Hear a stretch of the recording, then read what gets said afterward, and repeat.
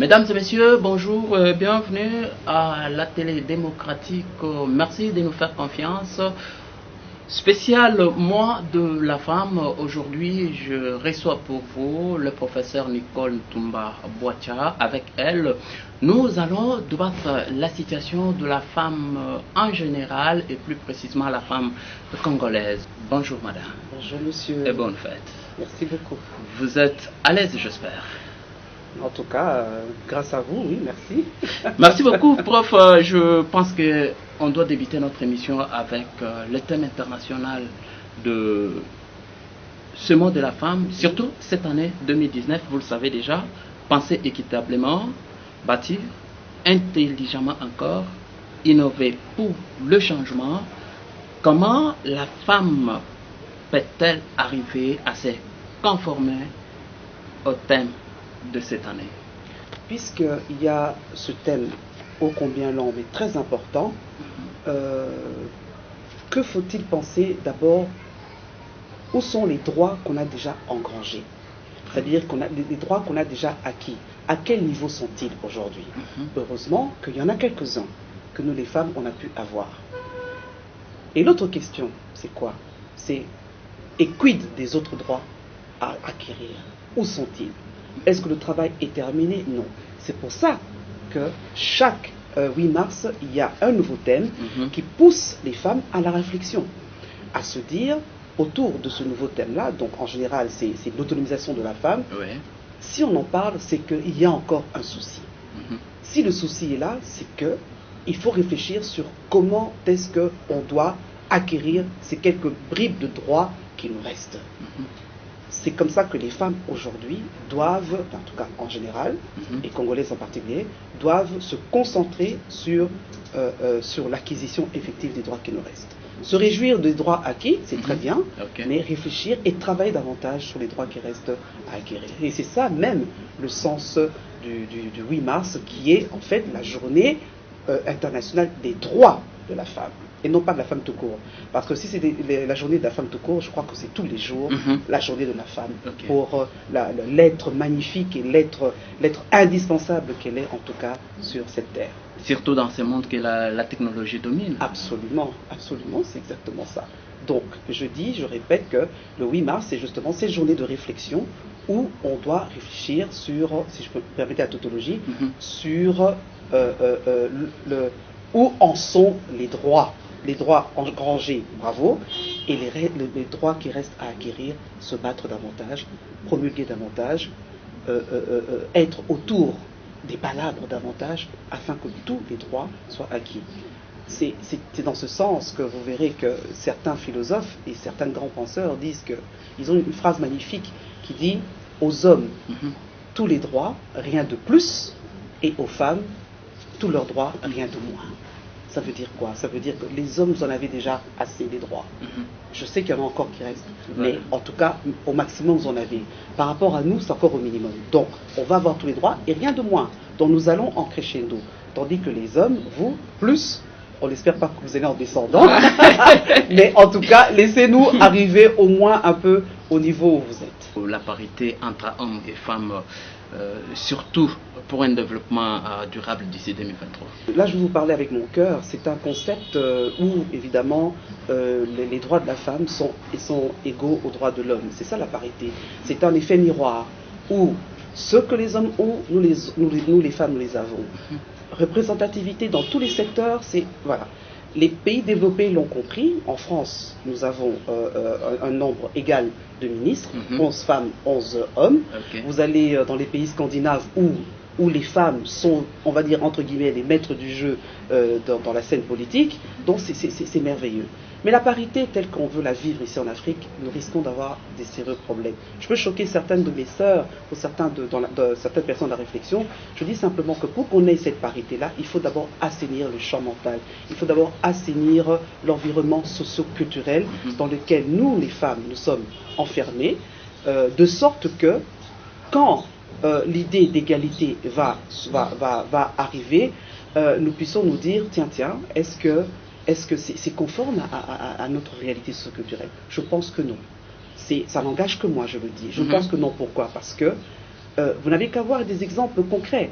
Pourquoi est-ce que à chaque fois qu'il y a une idée soumise par une femme, par exemple, ça a du mal à passer, ça a du mal à... Je vous donne par exemple, à l'époque, en 2012, il y a des lois qui se sont faites, des projets de loi autour de deux parlementaires, je crois que c'était Eve Bazaïba et Madame Kiana, je crois à l'époque, sur le droit à la santé de la reproduction. Une loi sur la santé de la reproduction. Mais elle est même pas passée, cette loi. Pourquoi? D'abord, le Parlement est un parterre d'hommes, quelques femmes sont là, mais, non, c'est déjà ça.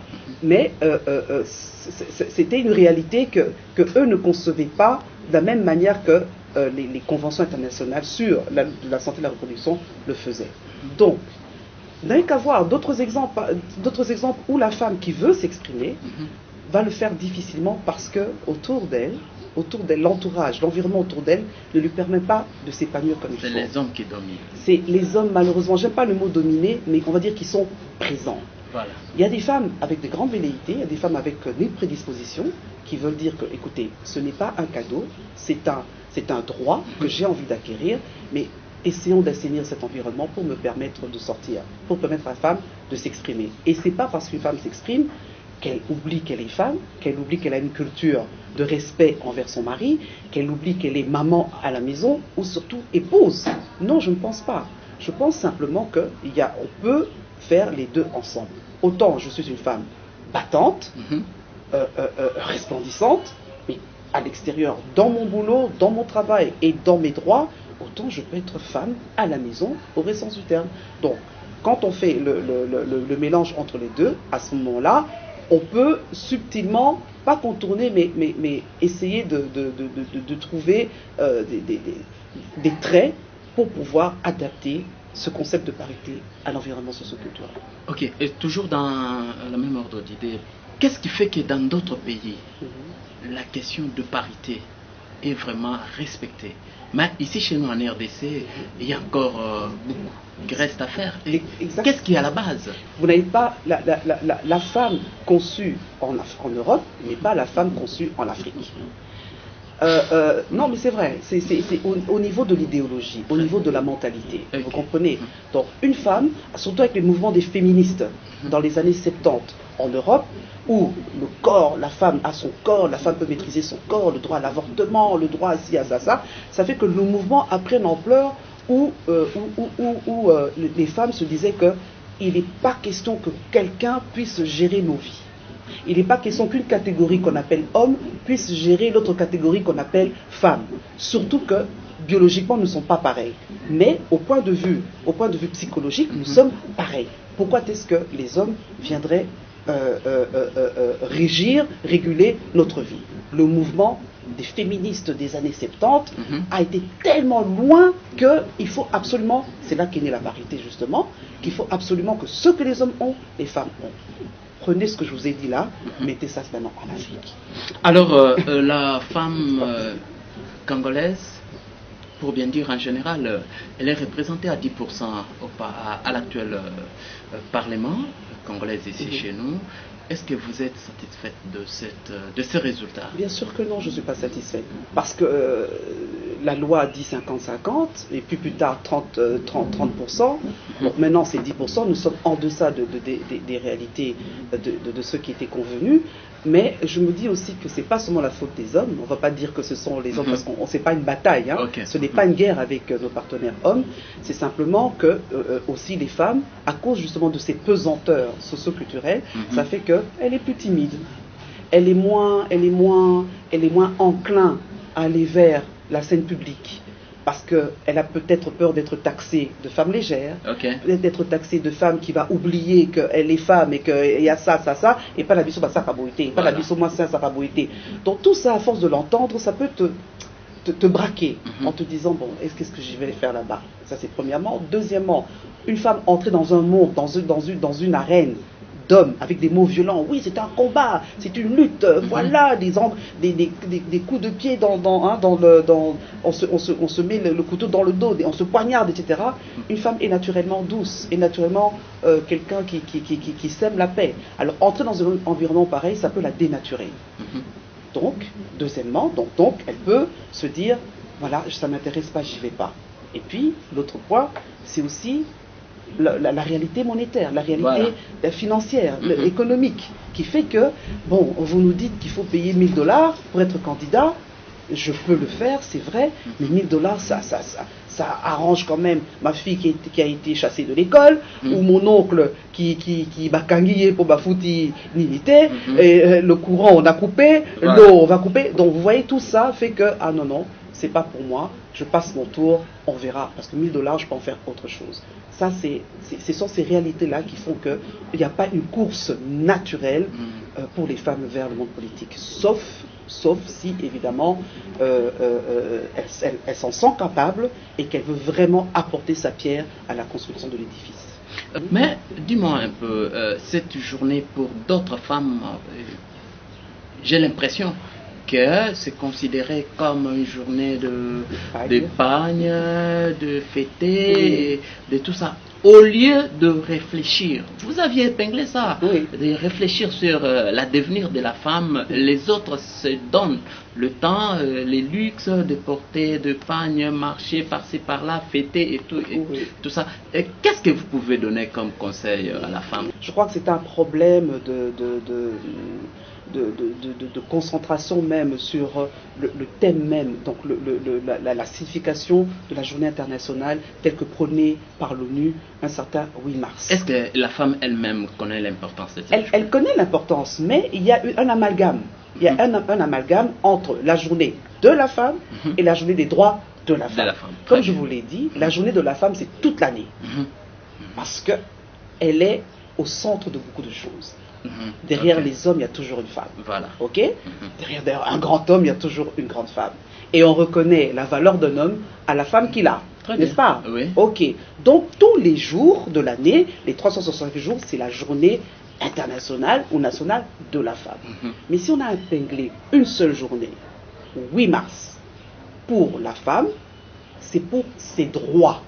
C'est-à-dire le droit au travail, le droit d'ouvrir un compte bancaire, le droit de s'exprimer. Tous ces droits-là qu'elle n'avait pas au départ. Sans l'autorisation de son mari. Ça, vous voyez qu'on a évolué. Ça, c'est un droit engrangé.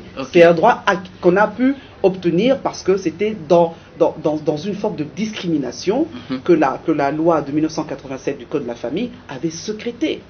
Et ça, il faut aller encore dans les contextes dans lesquels cette loi avait été prise. Je n'entre pas dans l'histoire, mais c'est pour vous dire qu'on a donc évolué par rapport à ça.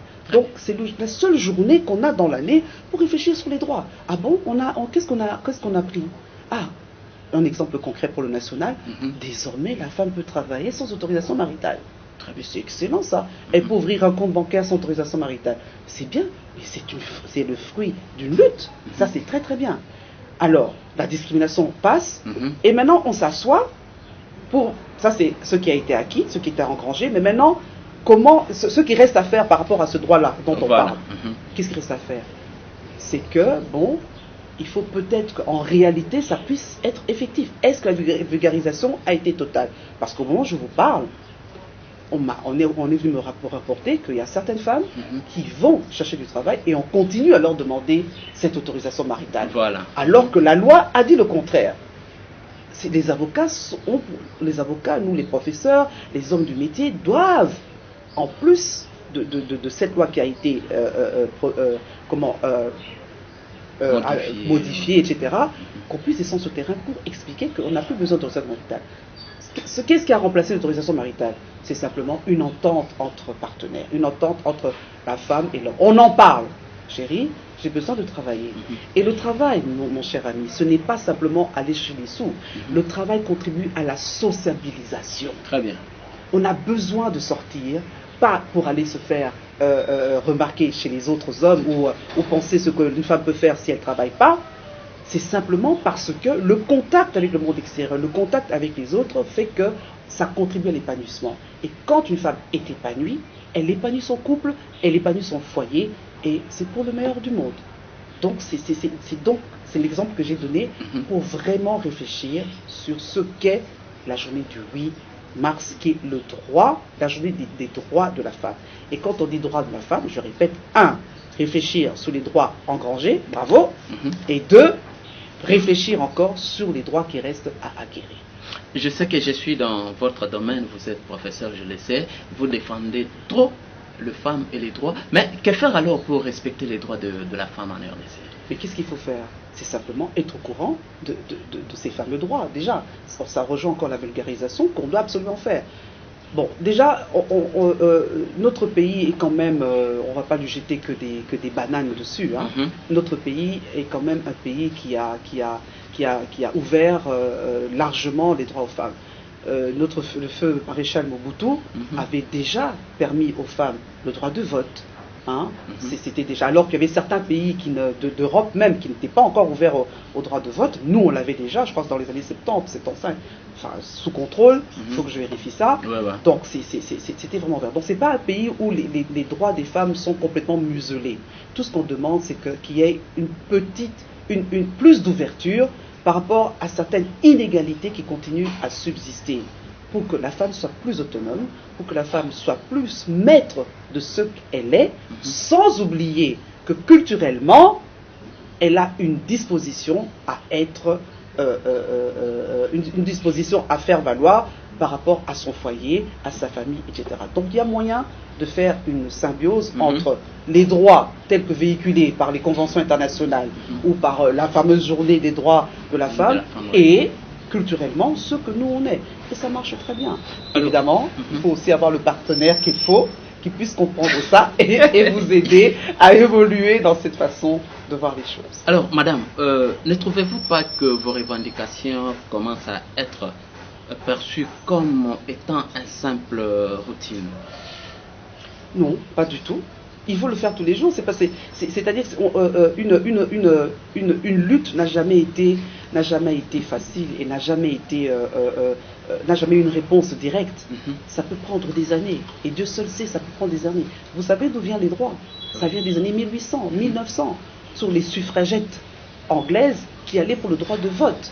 Les femmes qui en avaient marre d'avoir un salaire différent des hommes, alors que c'était elles qui étaient à l'usine, c'était elles qui étaient des couturières, etc. Donc vous voyez que ça vient de très loin. Ça vient de très loin. 20e siècle, 19e siècle, 20e siècle, 21e siècle, nous allons continuer dans cette revendication-là. Mais ce n'est pas une revendication dans cette bagarre contre les hommes. Non, bien au contraire, ce sont nos partenaires. Ce que nous voulons faire comprendre à nos partenaires, c'est que moi, en tant qu'individu, en tant qu'être humain, j'ai le droit aussi à être traité aussi bien que toi. Et non pas parce qu'il y a des discriminations, il y a des critères de sexe qui fait que toi, tu as une ascendance sur moi. Non, voilà. C'est pas ça. En tout cas, c'est que moi, être humain, né de la côte d'Adam, si on veut, je peux aussi être capable de m'exprimer en public, je peux être capable d'être pilote, je peux être capable d'être ingénieur, je peux être capable d'être président de la République, Premier ministre. Au nom de quoi je ne peux pas l'être? Pourquoi? Parce que je suis une femme? C'est la métocratie. Voilà. Donc c'est vraiment, si elle est valable, ben, on la met là. Et non pas des clichés genre, oh oui, après tout, ce ne sont que des histoires de femmes. Ou bien réduire la femme. Je me souviens, j'étais allé dans une réunion où j'ai parlé avec un parterre d'autorités internationales. J'étais donc avec les gens, mes partenaires hommes de mon pays. En face, on avait d'autres pays. Je parle anglais, donc j'ai pu m'exprimer facilement avec le vice-président de la Tanzanie, je crois. J'ai parlé. Et quand on termine de parler, brillamment, parce qu'ils étaient vraiment conquis, la personne qui est avec moi, de mon pays, un homme, au lieu de m'encenser, d'être content pour l'honneur du pays. Voilà, pour l'honneur du pays, il dit au monsieur, ah, vous voyez que chez nous, on a de belles femmes. Hein. Moi, je dis, mais attendez, merci pour le compliment, mais c'est ni le lieu, ni c'est réducteur. Voilà. On ne peut pas dire ça. Il fallait dire, ah, vous voyez qu'on a des intelligences, par exemple. Voilà. Vous voyez. Donc, c'est ça, les résistances socioculturelles dont je vous ai parlé. Donc, c'est difficile dans la conscience, dans la conscience de l'homme, de voir qu'une femme puisse aller plus haut. Je ne dis pas que tous les hommes sont pareils, c'est pas vrai. Voilà. On parle en général, au Congo et en Afrique en général, de ces résistances socioculturelles qu'il faut absolument essayer, pas de bannir, mais d'adapter avec ce qui vient de l'extérieur. pour éviter d'être dans ce que j'appelle l'entre-deux. Et ça, je vous l'expliquerai dans une autre émission. Alors, que comptez-vous, somme toute, en tant que femme, mener aussi comme combat pour parer au plus passé, au plus pressé? Comme la journée arrive vite, l'épargne c'est bien, il faut les distribuer, c'est bien. Si les mamans veulent être belles ce jour-là, pourquoi pas? Mais au-delà du pagne, il y a ce symbole-là où, hé, monsieur, viens un peu ici. Est-ce que mes droits au travail sont-ils respectés? Est-ce que pour le même boulot, tu es ingénieur, je suis ingénieur, est-ce que je suis payé pareil? Voilà. Est-ce que j'ai le droit à des congés? Est-ce que mes congés de maternité sont respectés? Parce que vous aussi, les hommes, vous avez arraché le congé de maternité aussi. Donc il y a aussi des droits que vous avez arrachés aussi. Donc, donc ça va dans tous les sens. Donc la lutte dont on parle, c'est pas une lutte pour un positionnement qui est le meilleur, qui a plus de droits. Non, c'est simplement une lutte, entre guillemets, pour avoir des droits pareils. Pareils. Tout en respectant l'environnement dans lequel on évolue. C'est simplement ça. Comment vous évaluez d'abord la présence de la femme dans des institutions de l'État, ici en RDC? Il y en a, tant mieux, il y en a, mais il n'y en a pas beaucoup. On voudrait qu'il y en ait un peu plus. Parce que le Congo regorge de pépites. Le Congo a des talents.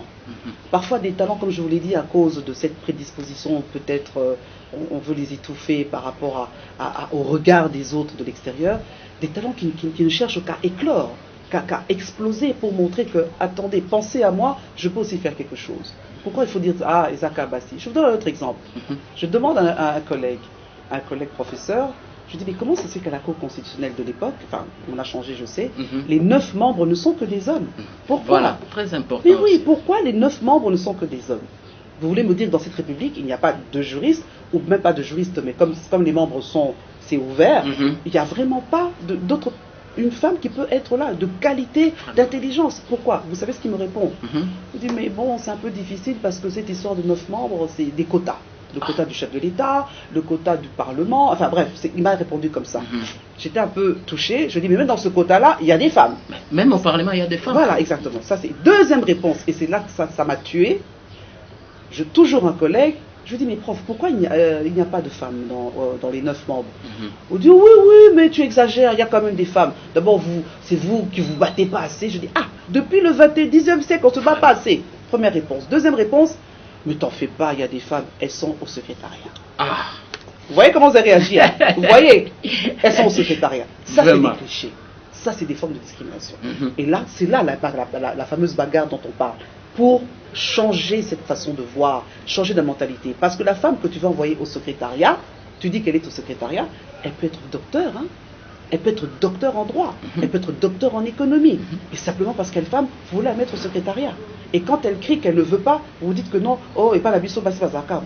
Non, c'est pas ça. Donc c'est vraiment une entente cordiale entre les hommes et les femmes pour pouvoir arriver à un juste milieu afin que vous et nous, donc hommes et femmes, puissions vivre en harmonie pour l'essor de la société. Parce qu'après tout ça c'est fait pour l'homme avec grand H. Mais moi je trouve que l'erreur est de votre côté parce que... Oui. Pourquoi je dis ça? Parce qu'il faut vous battre quand même. Mais on va se battre jusqu'à quand? Puisque la réalité est là. Un autre exemple. Aujourd'hui, le taux de chômage est à combien pour les hommes? N'est-ce pas que les hommes aujourd'hui ont du mal à trouver du travail? Les femmes aussi, c'est une situation un peu généralisée, n'est-ce pas? Mais si on doit suivre les réalités comme elle est, le chômage, c'est les hommes qui l'ont. Maintenant, l'homme qui ne va plus au travail, la femme, elle est là. Parce que tu m'as interdit de travailler, n'est-ce pas? Hein? Tu m'as interdit de travailler. On va rester comme ça, les enfants ont des problèmes, la maladie, les études, etc. Qu'est-ce qu'on fait? Comment on s'en sort? Je prends la décision d'aller au coin de vendre du pain. Je prends la décision d'aller faire mes bilangas pour pouvoir vendre ma nourriture. Ou bien, simplement, je prends la décision d'aller faire un travail. Je dois te demander la permission. Tu dis oui, mais je dis, mais chérie, dans l'amour et dans le dialogue, je peux te faire comprendre dans le dialogue. Et quand on dialogue, c'est qu'on s'aime. Dans l'amour et dans le dialogue, chérie, écoute, là la situation, il y a péril dans la demeure. Il faut que j'aille travailler. Dans tes convictions selon lesquelles c'est toi qui rapportes l'argent et que c'est toi, il faut les mettre de côté. Parce que l'évolution de la société, l'évolution des mentalités fait que je peux aussi contribuer au ménage, et quand je sors, c'est pas spécialement pour être une femme légère, une femme qui respecte pas son mari, bien au contraire. Donc les femmes contribuent. Et elle peut aussi donner l'argent de poche à son mari, qui attend le boulot. Ah, vous avez ri parce que résistance socio-culturelle, vous riez. Très bien. Est-ce que vous allez refuser que moi je vous donne un peu d'argent? Non, vous allez accepter, je suis ta femme. Effectivement. Mais alors, ça va dans les deux sens. Si tu me donnes 100 euros, 100 dollars, je peux aussi te donner 100 dollars. Est-ce que c'est pour autant que je t'ai diminué? Non. Donc vous voyez, c'est au niveau du réalisme socio-culturel. Ok, madame, sûrement, nous attendons vers la fin de cette émission. Je voulais que vous puissiez d'abord dire un mot à la femme congolaise en français et en lingala aussi. D'accord. En français, je veux dire ceci. Nous les femmes, nous sommes des êtres magnifiques. Nous sommes des êtres avec une prédisposition naturelle qui fait que nous pouvons paraître à l'extérieur. Nous avons des valeurs.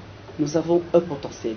Il nous appartient à nous de faire sortir ces valeurs, faire sortir ces potentiels pour que l'environnement masculin ou l'environnement en général puisse montrer que non, là, il y a du potentiel, il y a de la valeur, il n'appartient qu'à nous de les utiliser pour l'essor de la République démocratique du Congo. Et ne jamais dire en tant que femme, ne jamais accepter en tant que femme que quelqu'un vous dise que vous n'avez aucune valeur et aucun potentiel. Il est là, en votre cœur, il faut le sortir. Très bien, merci, en lingala. Ba mama, mukolo na biso eza mukolo le 8 mars. Mukolo wana eza mukolo ya ba mama pambate. Eza mukolo ya ba droit ya ba mama. Ba droit wana eza nini? Nyonso basi ba pesa biso to sepeli. Metikali mususu ndamu mususu etikali. Journée wana esami pe poto kanisa na ndambo etikali wana poto kanisa to ko améliorer no ndenge nini. L'air to ko améliorer ango to ko sepela poto ko koma na esika oyo to luka po biso na mibali.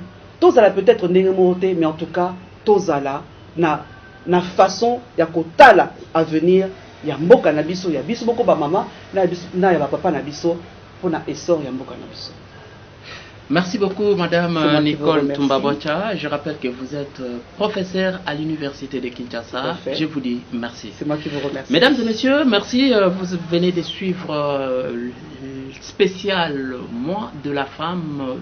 Comme je vous avais dit à l'introduction, j'avais l'honneur de recevoir pour vous Madame Nicole Tumba-Boacha. Avec elle, vous aviez suivi et là, essayez un peu de prodiguer des conseils à la femme en général, mais pourquoi pas à la femme congolaise. Merci et à la prochaine.